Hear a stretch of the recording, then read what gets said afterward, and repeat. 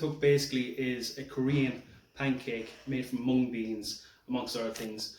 In it we're going to put a little bit of kimchi, a little bit of ginger, a little bit of sesame oil and a bit of garlic. And it's vegan, so obviously good for your vegetarians as well.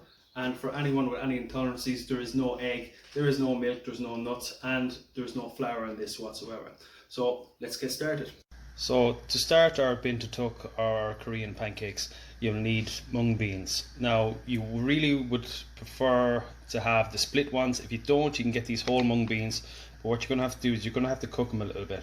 So I've soaked these in water. I've washed them about 3 or 4 times, just changed the water 3 or 4 times immediately. Then soaked them in clean water then for about an hour. And then I'm going to cook them off for about 10 minutes, same as you would do like a red lentil.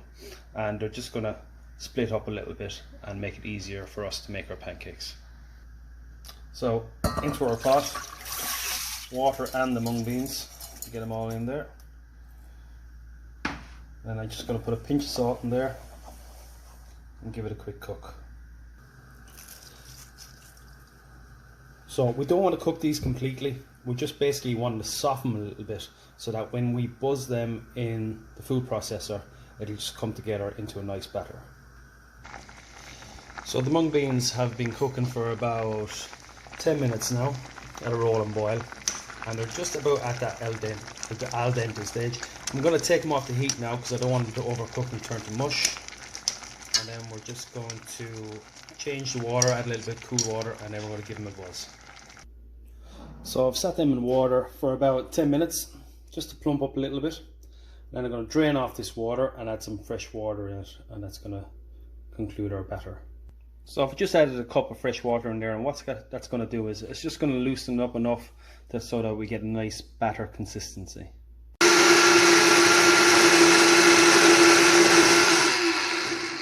So I've given that a nice buzz in the blender, and what you want is a nice thick kind of pancake batter consistency. So, and that's what we have, as you can see.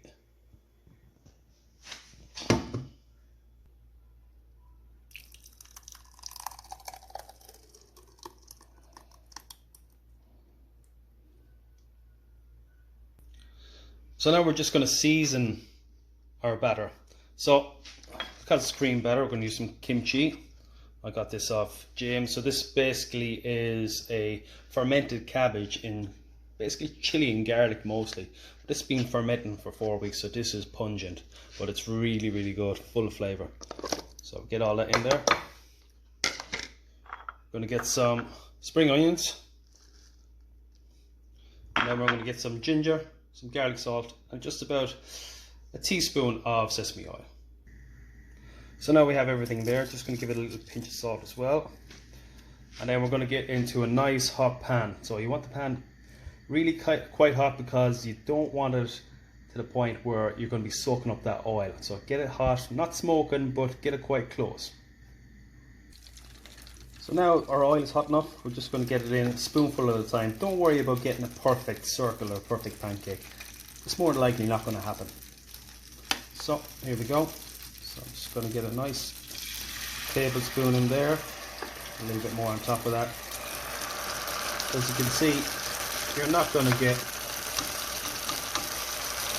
the perfect size. Let's just keep it all together. So when it begins to brown around the edges, we're just going to flip it over. So there you can see it's a nice golden brown. You can already smell the kimchi and the ginger burning through. I'm just going to give that another minute. So when it's coming off the pan, we're just going to drain it on some kitchen towel. And just going to take the excess oil out of it. And then we go again. So I'm just doing 2 at a time because it's just a lot easier to manage with 2. You can do 3 or 4, but you just need a little bit of space in your pan when you're trying to flip these over. They are a little bit more delicate than a regular pancake because you have a lot of filling in there. But these are great. You got no egg, no milk, and just full of flavour. And folks, there we have it. Bindaettoek, or Korean kimchi pancakes.